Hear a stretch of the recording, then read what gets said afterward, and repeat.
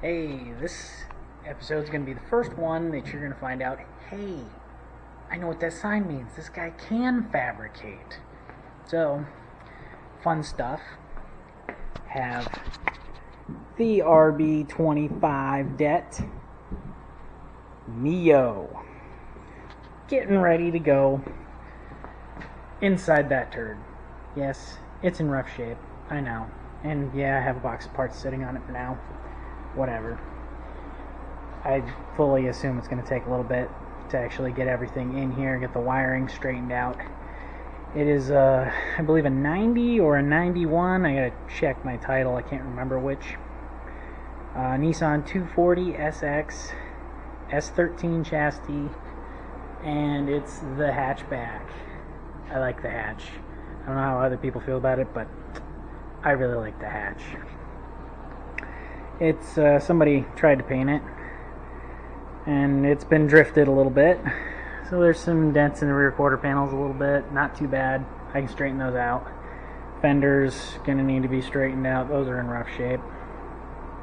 Front bumper skin, they have cut horribly to make room for the air intercooler.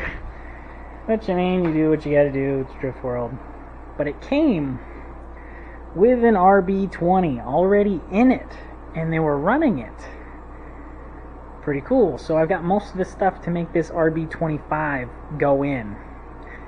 And I got a sweet deal on the car and the RB25. The car I only paid $450 for. Yes. Auction.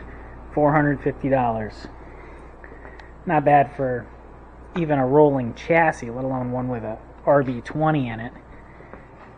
But soon found out. Oh, and you can't see it. That's the RB20. But it's sitting in a corner for a good reason. I'll show you the reason. That there is, there's the remains of number 4 piston.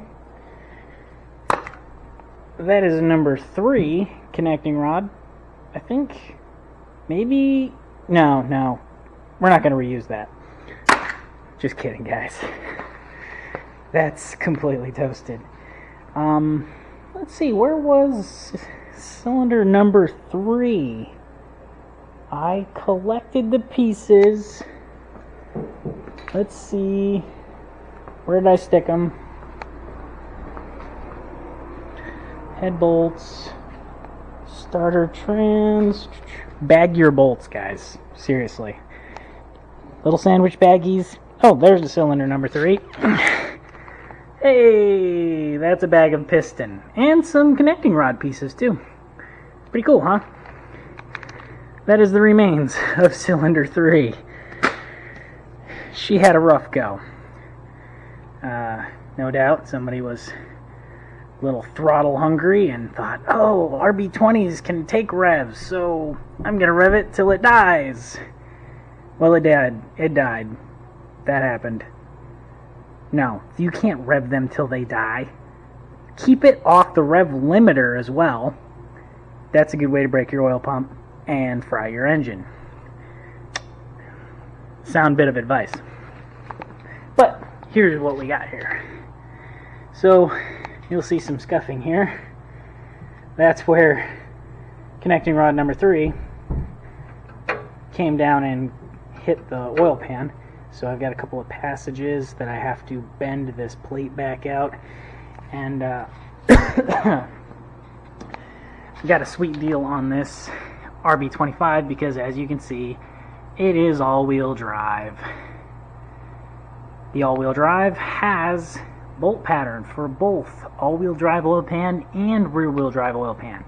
The sump is different.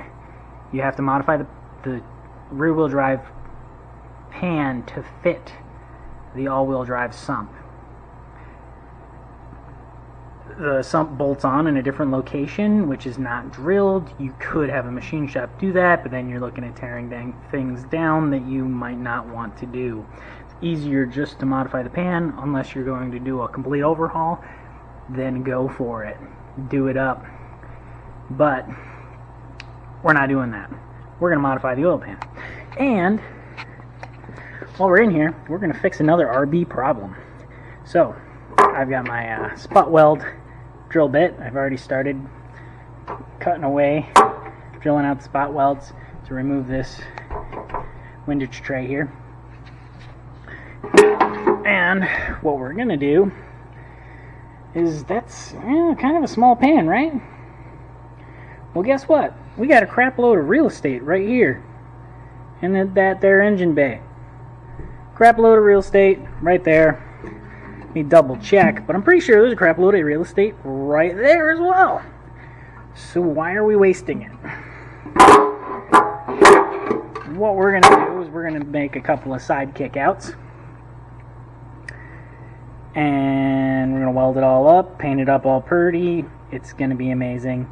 And then we're going to take some design technology that I have looked up on various YouTube videos and checking out product lines.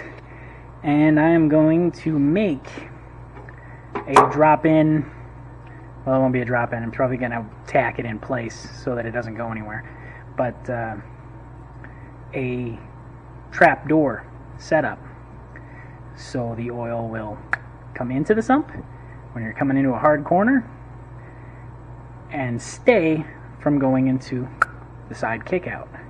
It'll stay all around the sump pickup and keep the engine from going dry, which is a known RB flaw. The pans kind of suck, and they make drop-in or bolt-in trapdoor setups for the aluminum pan. But how much is an aluminum pan, guys? Have you looked it up lately? It's like $500 or $600.